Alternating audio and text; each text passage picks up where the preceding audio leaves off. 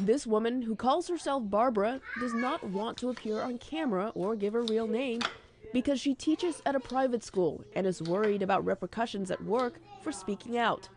She's expecting her second child and is worried about making ends meet when the child arrives. Most private schools do not have a maternity leave program because they're too small and it's too expensive. She can use 20 days of her paid sick and vacation leave, but if she has to take time off after that, she would not be paid.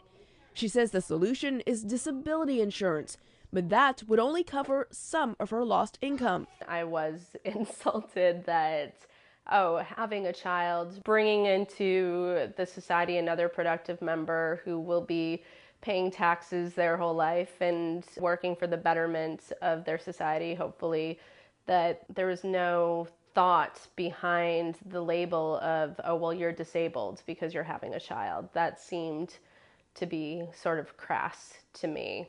Similar experiences are not uncommon in the United States, says Jody Hyman, founder of the University of California, Los Angeles' World Policy Analysis Center. While 188 countries, that's virtually every country, has paid maternity leave, the United States now really just with Papua New Guinea, Suriname, 6 small South Pacific Island states are the only countries without it. U.S. law requires employers to provide 12 weeks of unpaid job-protected leave.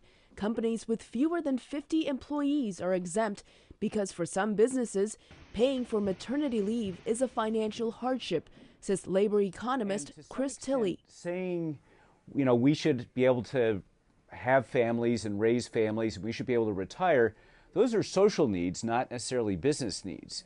So from a business viewpoint, it doesn't necessarily make sense to fund these things. Businesses have resisted. A few states do have their own paid family leave programs.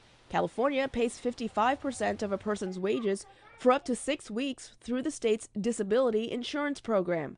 But Jody Hyman says federal legislation to mandate paid maternity leave is necessary because a woman's parenting role is connected to the gender income gap. While single women who have never married have earnings that look a lot like men in the United States, moms earn 76 cents on the dad's dollar. So that's where the real gap is. But before paid maternity leave becomes a federal law, a cultural shift in the U.S. may be necessary. And part of the cultural shift is that our allergy to big government regulations stands in the way of trying to decide as a society, how do we make families work? For now, Barbara has no choice but to continue worrying whether the bills can be paid while she takes time off to recover from childbirth and care for her newborn. Elizabeth Lee for VOA News, Los Angeles.